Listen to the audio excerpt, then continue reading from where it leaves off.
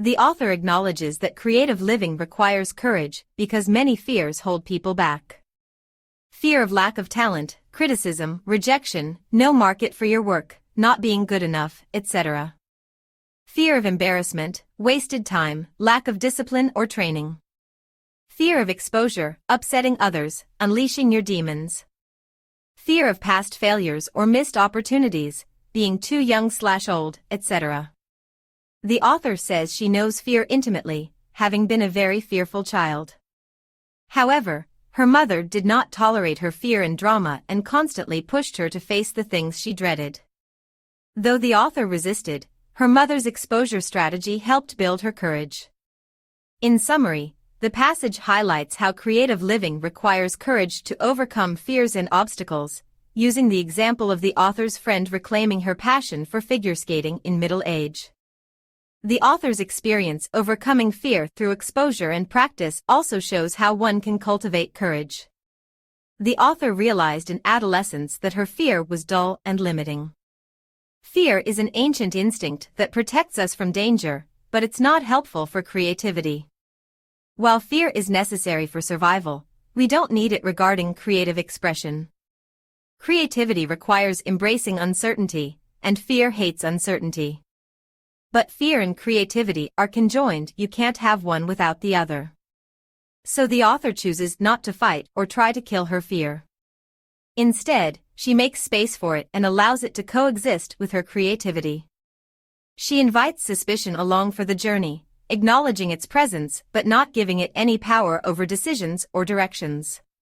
This allows her to do exciting and meaningful creative work, despite the discomfort of fear. Carrying your fear with you as you pursue creative endeavors isn't easy, but it's worth it. Otherwise, fear holds you back from discovering the extraordinary treasures within yourself and sharing them with the world. The clock is ticking, and we don't have time to limit ourselves with fear and small thinking. There are magical, enchanting parts of life waiting to be found if we can learn to live comfortably with fear rather than being ruled by it.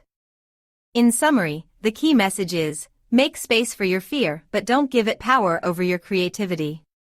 Acknowledge fear as a natural and inevitable part of creativity, but choose to move forward despite the uncertainty. The rewards of an enchanting, meaningful creative life are worth enduring the discomfort of fear. Stop arguing for your limitations, and open yourself to magic. The author had an idea for a novel in 2006 based on a story her partner told her about a failed highway project in the Brazilian Amazon.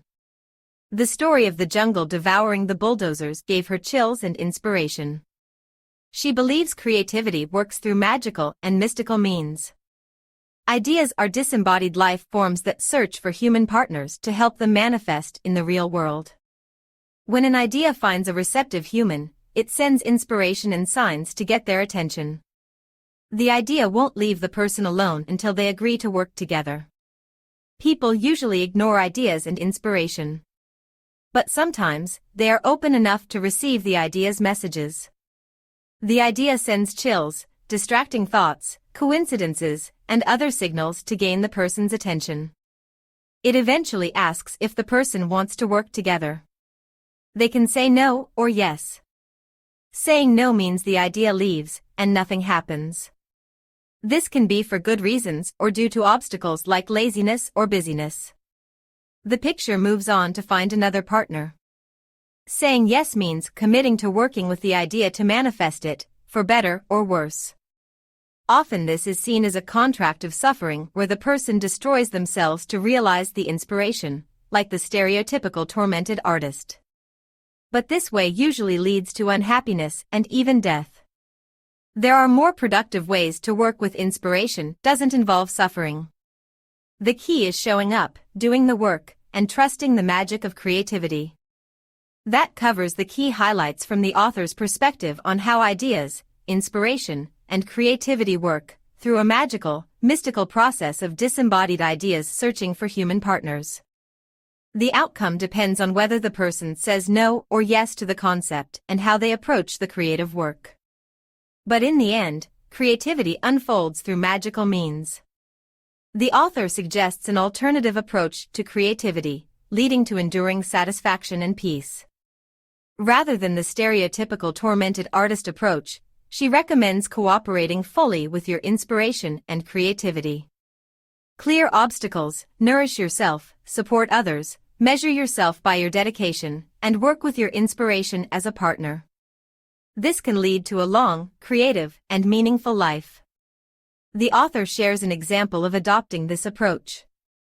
She had an idea for a novel set in 1960s Brazil about building a highway through the Amazon. She committed to the concept, researched extensively, and cleared space to work on it. Her publisher bought the idea. However, her life was upended soon after when her partner was detained at the border. She had to put the novel aside to deal with this situation. 2 years later, when she returned to the novel, she found that the heart and life of the idea had vanished. Though she tried, she couldn't revive it. She believes the thought left her because she broke her promise to dedicate herself to it. Studies are living things, some will only be noticed if addressed. The idea for her novel likely grew tired of waiting for her attention and left. The key message is, to cooperate fully with your creative ideas and dedicate yourself to them. If you abandon them, they may leave you in turn. But if you work with them as partners, you can achieve enduring satisfaction and creative success. Liz Gilbert had been working on an idea for a novel in the Amazon jungle, but she abandoned the project. Around the same time, she became friends with the author and Patchett. They mostly communicated through letters. Patchett mentioned she was also working on an Amazon jungle novel.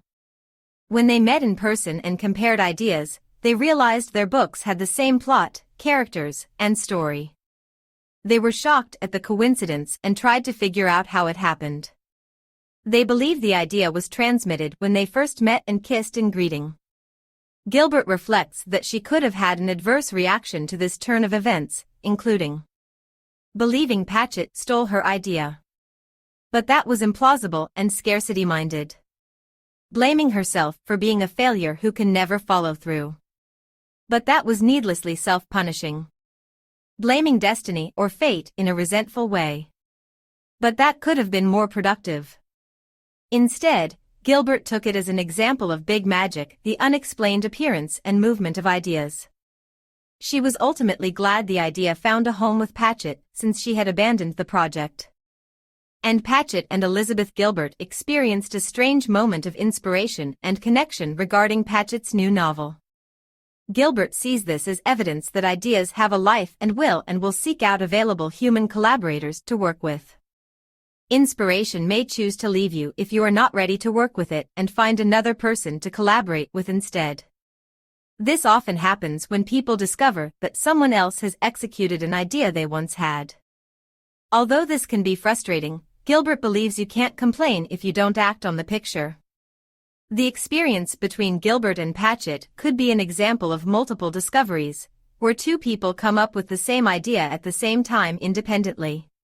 This happens in science, business, and other realms. Gilbert sees it as inspiration hedging its bets by working with multiple people. Inspiration is unpredictable, irrational, and not obligated to explain itself. We should accept this strangeness and work with inspiration openly and diligently when it comes to us. We might eventually find inspiration if we show up for the work each day. The poet Ruth Stone described inspiration as ideas rushing toward her like galloping horses. She had to run to catch them and write them down before they passed her. Sometimes she would barely grab an idea by the tail before it got away, like seeing a tiger. Her metaphor illustrates the fleeting and powerful nature of inspiration. The overall message is that we should accept the mysterious and uncontrollable nature of inspiration, work with diligence, and be grateful for any ideas we can catch, because they could just as easily pass us by. Motivation follows its own will. All we can do is show up, work hard, and hope to get lucky. Ruth Stone could physically pull poems out of the ether and dictate them. This demonstrated a kind of mystical inspiration and big magic. Most writing life involves unglamorous hard work, not mystical inspiration. But sometimes inspiration does strike, providing a sense of flow or being guided by something more significant. The ancient Greeks and Romans believed in the idea of an external genius or guiding spirit that could inspire. This view helps protect the artist's ego by attributing success or failure to something outside the self. Calling certain people geniuses puts too much pressure on humans and elevates artists to an unrealistic status. It may have caused writers like Harper Lee to struggle under the weight of expectation and fame. The author wishes Harper Lee had kept writing freely after To Kill a Mockingbird, even if just to produce cheap and easy books. This could have liberated her creativity and allowed her to escape her reputation. Inspiration is a gift, but you can only expect it sometimes to be there. It comes and goes, and you have to accept that. The author's genius or inspiration operates on its schedule, not hers. Sometimes it seems to disappear, but you must keep working and trust it will return in time. The most important thing is to show up for work, do the labor, and avoid waiting passively for inspiration to strike. It would help if you actively pursued creativity by working consistently, even when not inspired. Inspiration will return, but at its own pace. You can't control it, only prepare for it through work and practice. That's the essence of the author's perspective on inspiration, hard work, and trust in the mysterious creative process. The key is accepting both the mystical and mundane aspects of creativity. The author comes from a practical, responsible family without an artistic background. Her grandparents and parents worked regular jobs and led orderly, conventional lives. Her father, however, marched to the beat of his drum. Even though he worked as an engineer for 30 years, he pursued his interests on the side without restraint. He became a Christmas tree farmer and goat farmer without any prior experience. He did things his own way and didn't follow instructions or take advice from experts. Her father had an anti-authoritarian streak and didn't like being told what to do. He once wrote a suggestion for his Navy captain to remove the suggestion box that he had been ordered to build. Although her father's stubborn individualism could be taken to an extreme, the author sensed that it made him enjoyable. She intuited from an early age that he was doing his own thing and following his path in life. Overall, the passage conveys that the author's practical family background instilled in her an admiration for creative self-direction and following one's own interests without restraint. Her father modeled an independent spirit disregarding convention and authority in pursuing one's passions. The key ideas are: the author's family was practical and conventional, but her father was creatively self-directed. Her father pursued his interests freely without regard for authority or instructions. His independent spirit modeled for the author the value of following one's path in life without restraint. The author sensed from an early age that her father's insistence on doing his own thing made him an interesting person. The overall message is that creative self-direction and following your passions without restraint can lead to an admirable independent spirit. The author's father lived a creatively fulfilling life on his terms as a farmer and craftsman. He did not let societal expectations or conventions keep him from living the way he wanted. The author's mother was also competent and self-reliant. She did many things herself that people today would hire others to do. The author's parents taught her through their example that she did not need permission from others to live her life the way she wanted. They encouraged her creativity and self-sufficiency. The author argues that all humans have inherent creativity and a drive to make things. Creativity has been an integral part of human existence for tens of thousands of years. The author says that you do not need permission from anyone else to live a creative life. You have already been given that ability as a human. She says even if you don't think you are a creative person, you are by being human. Creativity exists in all of us. The author's neighbor sees her body as temporary, so she decorates it freely with tattoos. The author wants to live vividly and creatively in all areas before her temporary existence ends. She does this through writing rather than tattoos, but it comes from the same motivation to make the most of life while here. To live freely and creatively, you need a strong sense of personal entitlement, the belief that you can live your life the way you want. You have to reject the notion that you need external permission or validation. Your creativity is an innate gift, so embrace it. Make the most of this temporary life. Cultivate a sense of personal entitlement and creative arrogance. Believing you have a right to express yourself and share your creative works is vital. Without this, you will never take creative risks. Defend yourself against negative self-talk. Speak up and proclaim your intent to be creative. Define yourself as an artist or creator and stand by that definition. Engage in a constructive dialogue with your self-doubt. Don't worry so much about being completely original. Most ideas have been explored before. What matters is expressing yourself authentically. Putting your passion and voice into an idea makes it your own. You don't have to save the world or help others with creativity. Do creative work for your enjoyment and to satisfy yourself. If it ends up helping others, that's a nice side effect. But the motivation should be personal fulfillment, not saving humankind. The most effective creative work and acts of service come from doing what you genuinely enjoy. If you like the job, it will translate to others. Don't turn your creativity into grim duty or martyrdom. Find the path that brings you to life. In summary, believe in yourself, express yourself authentically, and do creative work for the right motivations, your fulfillment and joy. That is the path to living creatively. The author suggests that formal advanced degrees or credentials are optional for a successful creative career. Pursuing an expensive degree in the arts can lead to crippling debt that stifles creativity. The author argues that life experiences, personal discipline, and commitment to continual learning and growth are more valuable for an artist than a degree. For young artists, experiencing the world with open eyes leads to a worthwhile education. For older artists, life provides an education and a wealth of knowledge to draw from. The most important thing is simply doing the work, taking risks, and sharing one's unique perspective. An expensive degree is optional for legitimacy as an artist. You already have everything you need to live a creative life except the confidence to do the work. Refrain from acquiring expensive education or training. Your teachers and mentors are all around you, in books, museums, recordings, etc. Ultimately, you have to do the work yourself.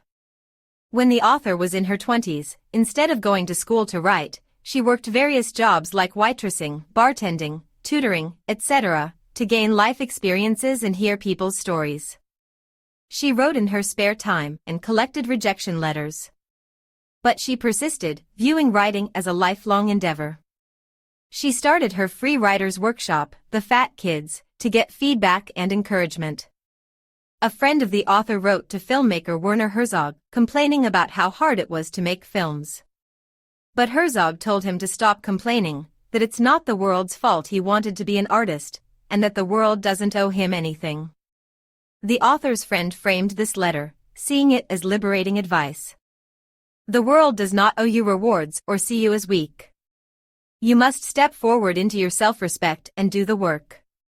The key messages are, you have what you need to be creative, don't worry about credentials or training and start working, persistence and self-reliance are essential, don't expect the world to owe you anything or see you as incapable, have confidence in yourself and just do the work. Liberate yourself from expectations of rewards or sympathy. Have self-respect and accomplish things on your own. The author tried something brave and new by writing a deeply personal memoir called Eat, Pray, Love. She did not expect it to become a giant bestseller. The book's unexpected success thrust the author into a surreal experience where total strangers projected intense and opposing reactions onto her and the book. Some adored the book as their Bible, while others detested everything about the author.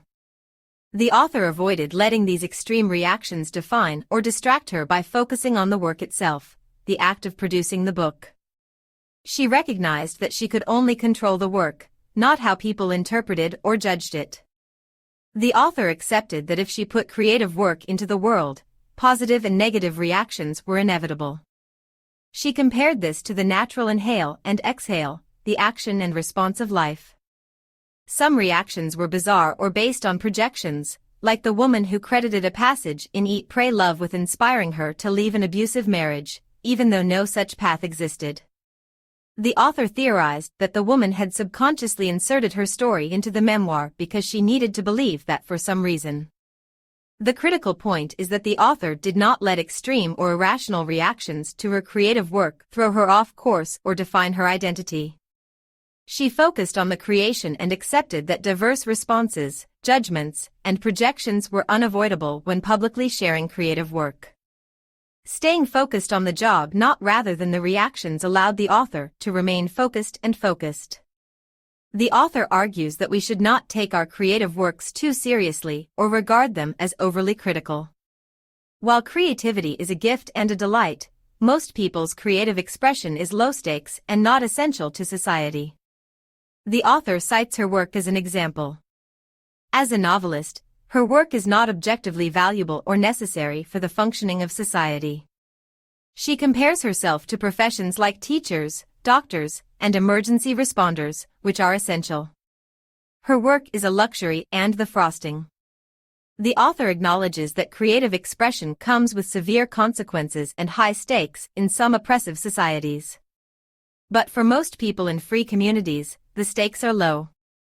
Failure or criticism may hurt one's ego, but won't end the world.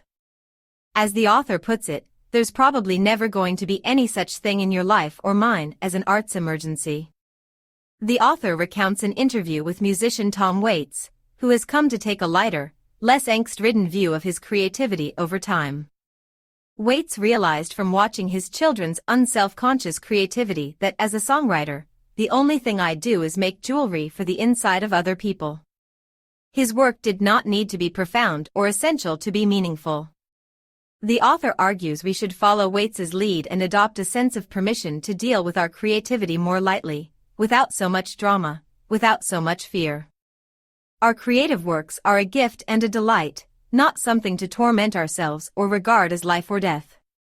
The key is recognizing that the stakes of our creative expression are low for most of us. We should make art because we can. The author took vows at age 16 to dedicate herself to writing for life. She always promised to support her writing, never ask for external rewards, and be devoted to it regardless of outcomes. She kept these vows for decades through difficult life circumstances. Even when writing was hard or uninspired, she practiced for at least 30 minutes daily to stay close to her craft. Though it took years of imitation and struggle, her daily practice and persistence eventually led to improvement and mastery. Consistent practice and dedication over time lead to knowledge in any field. The story of Winifred, who began studying ancient Mesopotamian history at age 90 and became an expert over 10 years, shows that it's always possible to start pursuing your passions. Devotion and persistence over time can lead to mastery at any age. The key messages are: stay devoted to your creative pursuits for their own sake, not for external rewards or outcomes. Persistent practice and work overtime are crucial to mastery, and it's never too late to start. Passion and dedication can expand your life's possibilities at any age. Winifred was an expert on ancient Mesopotamia. She had advanced degrees, had been on archaeological digs, and knew cuneiform script. She was considered an authority on the subject. Meeting Winifred taught the author that your education is over when you decide it's over. You can pursue your creative passions whenever you choose to start. The author kept working and writing for years without getting published, but she gained an education. She learned to recognize the patterns of her creative process, including the anxieties and fears that arose at different points. If she endured these stages, she could continue progressing. The author cites Seamus Heaney, who said that learning to write poetry involves constantly lowering a bucket only halfway down a well, coming up time and again with nothing but empty air. But if you persist, eventually, the chain draws unexpectedly tight, and you have dipped into waters that will continue to entice you back. A friend of the author's wanted to be a writer but wasn't willing to endure the frustrations and lack of success. The author realized that dealing with disappointment is part of the job of a creative person.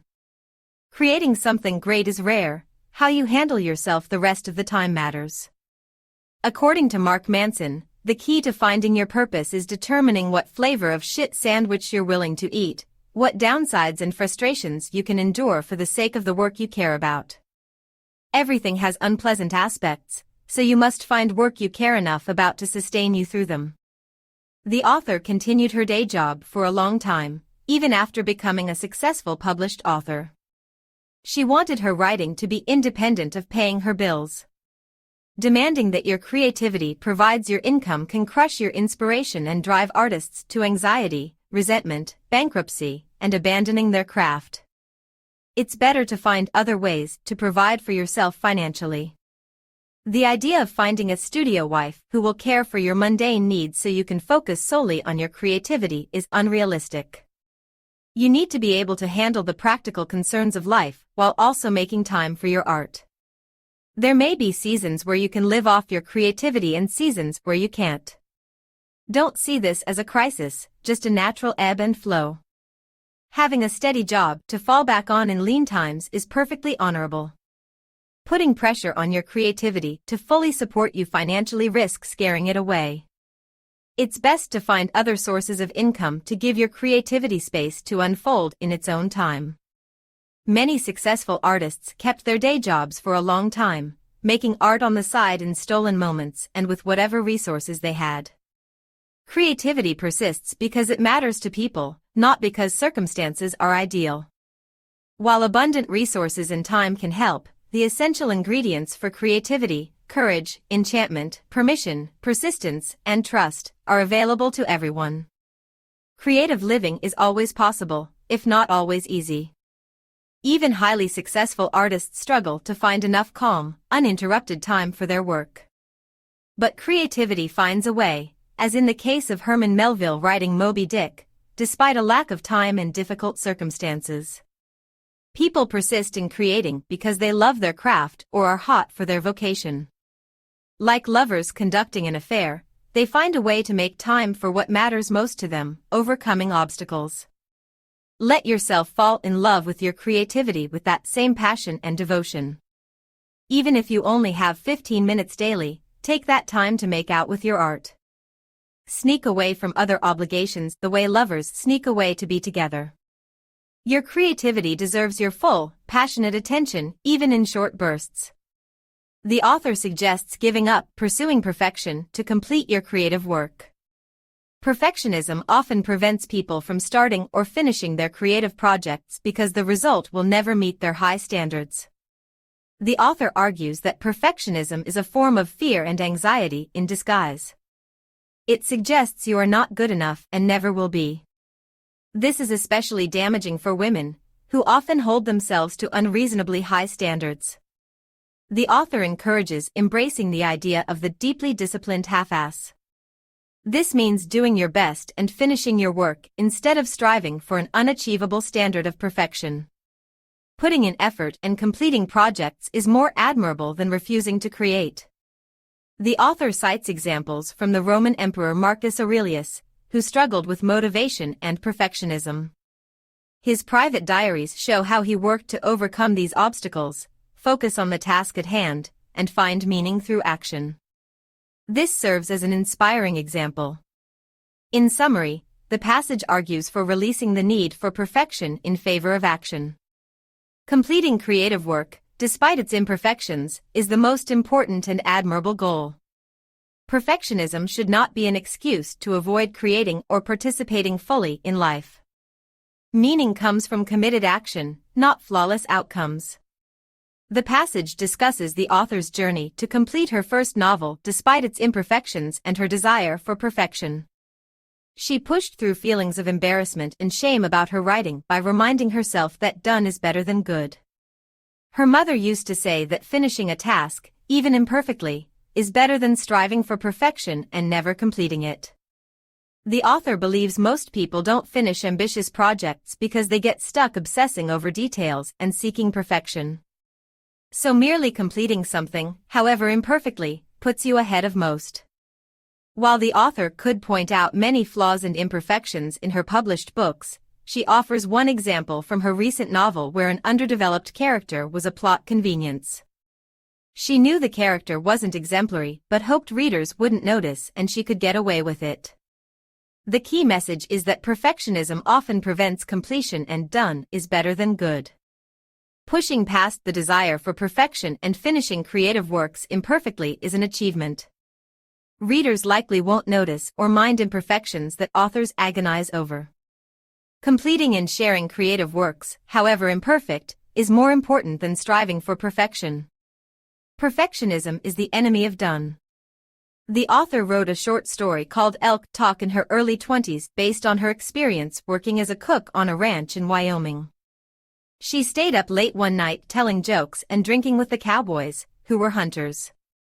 She submitted the story to magazines for years but kept receiving rejections. She grew discouraged, but a friend encouraged her to keep trying.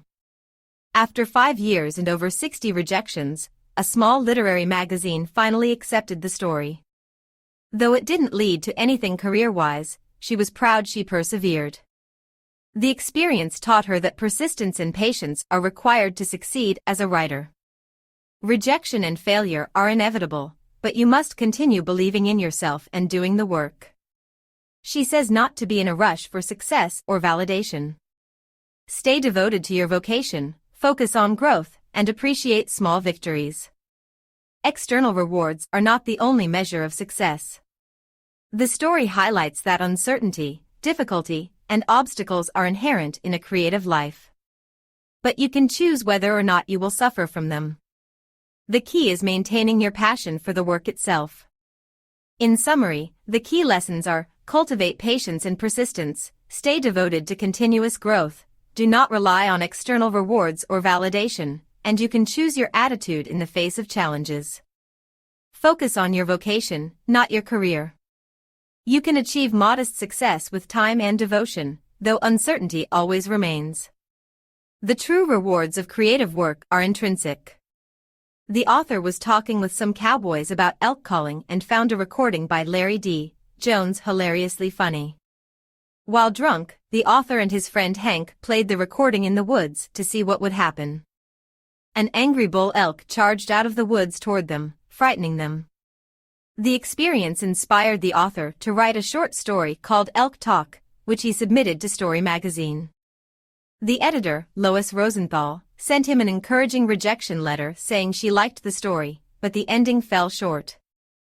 A few years later, the author's agent submitted Elk Talk again, and Lois Rosenthal accepted it, saying she loved it. When asked, she couldn't recall rejecting it earlier or specify why she now liked it, attributing it to the story feeling mythical. The author notes this shows the cynical view that it's not what you know, it's who you know, and success is unfair. However, he interprets it more positively as showing you should never give up, rejection isn't always final, and miraculous things can happen if you persist. He also notes the context for the rejections and acceptances were quite different and variable, and there's no way to predict what will capture someone's imagination. The story was only accepted the second time because he had submitted it again after the initial rejection.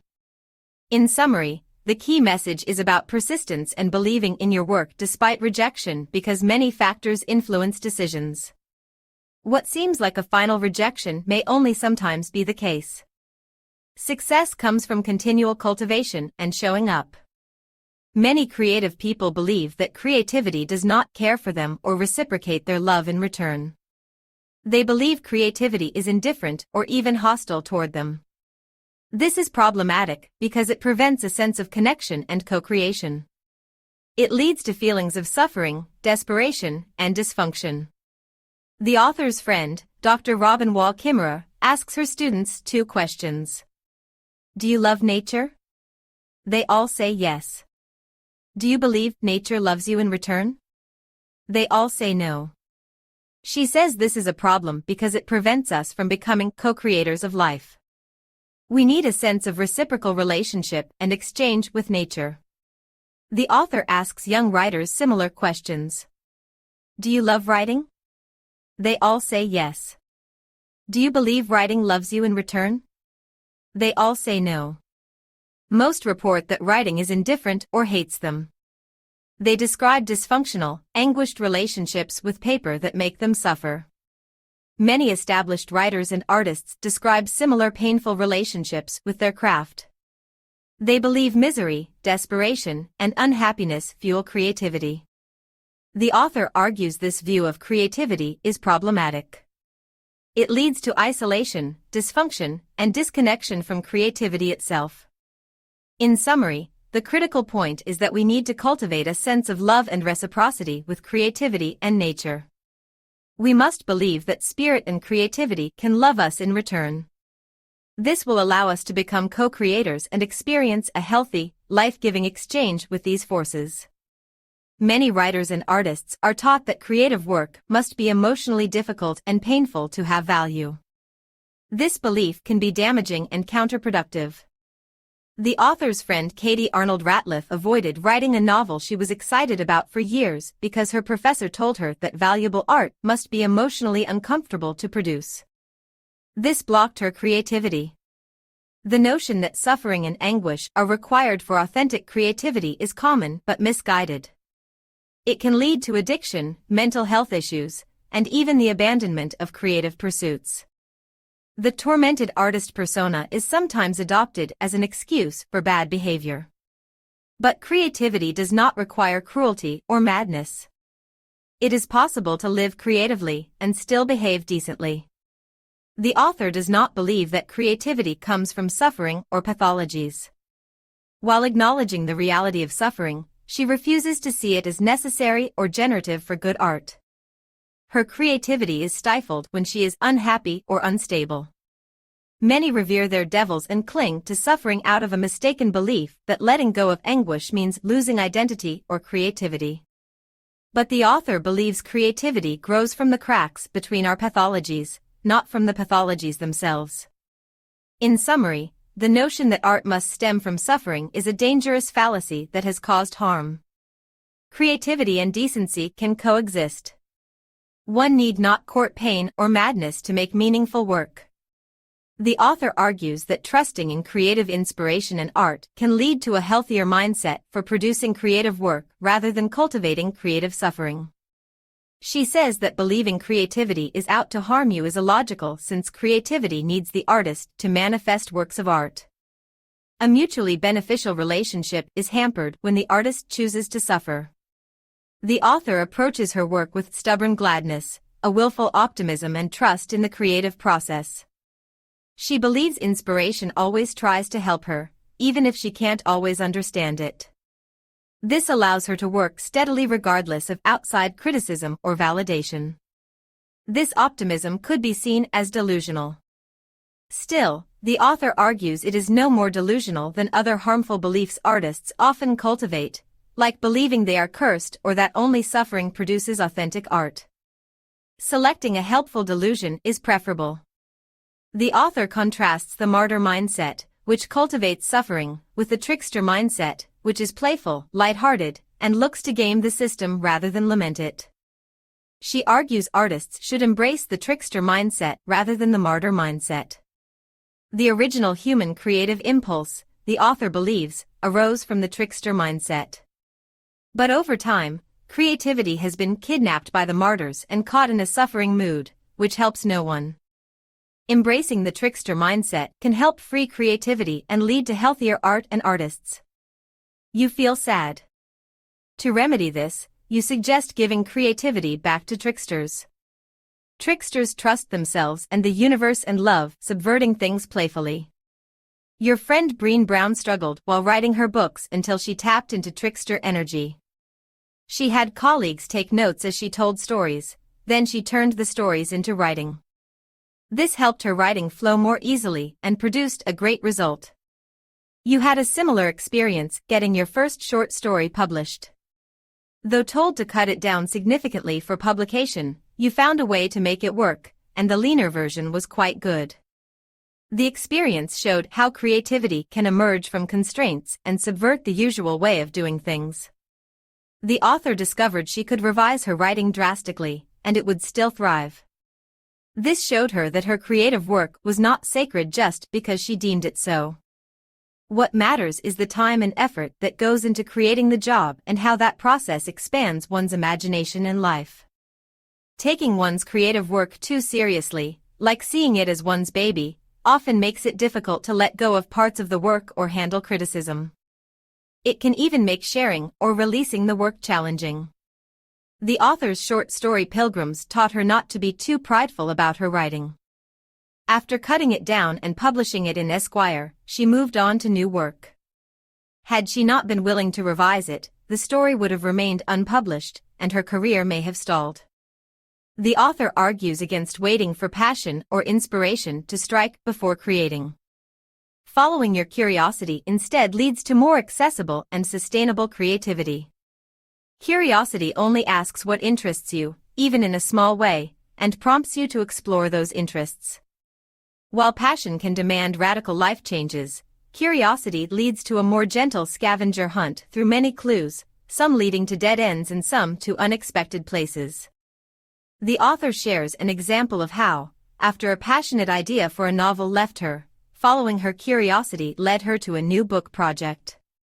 Paying close attention to details in the everyday often reveals clues that can spark new ideas or works. While waiting for inspiration, continuing to engage with the world around you sets the stage for creativity to find you. In summary, taking a light, curious, and playful approach to creativity leads to more productive and transforming work than does demand passion or inspiration. Treating your creative work as something living and changeable rather than something sacred allows for greater openness, development, and sharing of that work with others. And following where your curiosity leads opens up more possibilities for creativity than waiting for passion alone. The author realizes she didn't have a passion to inspire her for a new writing project. Instead of panicking, she followed her curiosity. She asked herself what small interests she had and discovered an interest in gardening, even though she never cared much for it as a child. She started gardening and researching the origins of the plants. This led her to research botanical history, travel the world, and ultimately write a novel about 19th-century botanical exploration. The author says big magic can work in small, quiet ways if you follow every clue of curiosity. You have to learn to trust it. It's about saying yes. The creators who inspire the author the most are the curious ones, not necessarily the most passionate ones. Curiosity is what fuels steady work. She gives examples of prolific creators who pursue a wide range of interests. A director said he was most interested in analyzing his failures or interesting outcomes, not just his successes. The author says the difference between a tormented creative life and a tranquil one is thinking of outcomes as awful or interesting. Many quit pursuing creative lives because they fear interesting. The author's meditation teacher said the most significant problem she sees is that people quit meditating when it starts to get interesting, i.e., when it gets hard or painful. The author says this applies to any creative pursuit. Don't quit when things stop being easy or rewarding. That's when it starts to get interesting. The author acknowledges you will fail. She threw away an entire book once. Failure is disappointing, but she has learned not to spiral into shame. She sees falling as a natural part of creativity. The author has realized that when he fails or experiences setbacks, his ego suffers, not his deeper self or soul. The ego craves rewards and praise and is never satisfied. If left unchecked, the ego can lead to constant disappointment and dissatisfaction. The author refers to the ego as a hungry ghost always wanting more and never being fulfilled. While we all need egos to define ourselves, we must not let our egos be the only thing guiding us. The author finds refuge from his ego in creativity and connecting with his soul, which desires wonder and beauty. The first step is to forgive yourself to move past failure and shame. Dwelling on failure and conducting autopsies on what went wrong won't help. Accept the loss and move on to the next project. Stay busy by doing other activities, like drawing or exercise. This combinatory play helps quiet the ego by lowering the stakes. Motion and movement also draw inspiration. For example, the author tells the story of Clive James. After a colossal failure, a play that bombed and ruined him financially, James fell into a deep depression. His daughters asked him to paint their bikes to cheer them up. As James painted, adding intricate stars and details, he found the work satisfying and fulfilling. Soon, neighborhood children were asking him to paint their bikes too. James could reconnect with his creativity through this simple act and overcome his shame and failure. Don't dwell on failure, forgive yourself, quiet your ego, stay active and creative, and follow any small insights or clues that could lead you to inspiration. Keep moving forward. A successful writer spent weeks painting stars on children's bicycles after facing failure and difficulties in his writing. At first, he was doubtful about continuing to create, but while painting the bikes, he realized he still wanted to write. When done, he felt free from his creative block and could write again. Fully immersing himself in another creative endeavor helped renew his writing ability and motivation. This illustrates the power of fierce trust, continuing to create without worrying about outcomes or success. Creating for its own sake or out of love for the work leads to a kind of grace or magic. The story of the aspiring artist who attended a fancy masquerade ball in a handmade lobster costume further shows how fierce trust and perseverance in the face of potential embarrassment or failure can lead to unexpected joy and success. By fully embracing the absurdity and vulnerability of the situation, the artist ended up the life of the party, even dancing with royalty. The lesson is that you must bravely and stubbornly see your creative works through to the end and share them with the world to have a chance at such accidental grace. A final story from Bali reinforces how devotion to creativity for its own sake without regard for outcomes can lead to a sense of divinity or grace. In Balinese culture, creativity is seen as a spiritual practice, not a means to an end. This reflects a kind of accidental grace that emerges from wholehearted creative acts. Overall, these stories argue for the power of trusting in your creativity by focusing on the work rather than success or failure. This can unlock a sense of magic, satisfaction, and connection greater than what external measures of success or failure might indicate. Ketut Layer, a Balinese medicine man, shared his wisdom with the author. He explained that Balinese dance is a sacred, ancient art form. In the 1960s, tourists became fascinated with the sacred dances and paid to watch them in temples. As interest grew, the temples became overcrowded. Some suggested performing the dances at resorts instead. Some Western visitors opposed this, seeing it as sinful. The Balinese did not fully understand these objections but sought to address them. The Balinese created new, meaningless dances to perform for tourists at resorts. But over time, these new dances became increasingly refined and transcendent. The Balinese priests then incorporated these new dances into their religious ceremonies. The meaningless dances became holy, and the sacred dances became meaningless. This blurred the lines between sacred and profane, confusing the Westerners who had demanded the distinction. But it allowed both tourists and Balinese to experience transcendence. The story illustrates several paradoxes, including: creativity is both sacred and not sacred. What we make matters enormously and doesn't matter at all. We work alone but are accompanied by spirits. Art is both a privilege and a chore. Divinity becomes serious with us when we are most playful. We must embrace these paradoxes and continue creating. The treasures inside us are hoping we say yes. Here are summaries for the requested titles. Paint your bicycle. This seems to advise the reader to personalize and customize something to make it their own, potentially as a metaphor for life.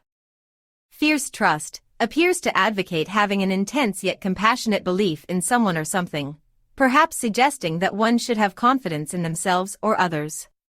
Walk proudly conveys a message of self-confidence and courage, recommending that one carries themselves with pride and dignity. Divinity accidental grace suggests that spiritual enlightenment or transcendence can happen by chance or unexpectedly. That grace and insight may come to us inadvertently. In conclusion, indicates that a summary or final thoughts on a topic are being conveyed. The phrase is often used to transition to the concluding portion of a speech, essay, or argument. Acknowledgements expresses gratitude and recognition of others who have contributed or supported in some way. typically appears after work to thank individuals for their assistance, collaboration, or inspiration.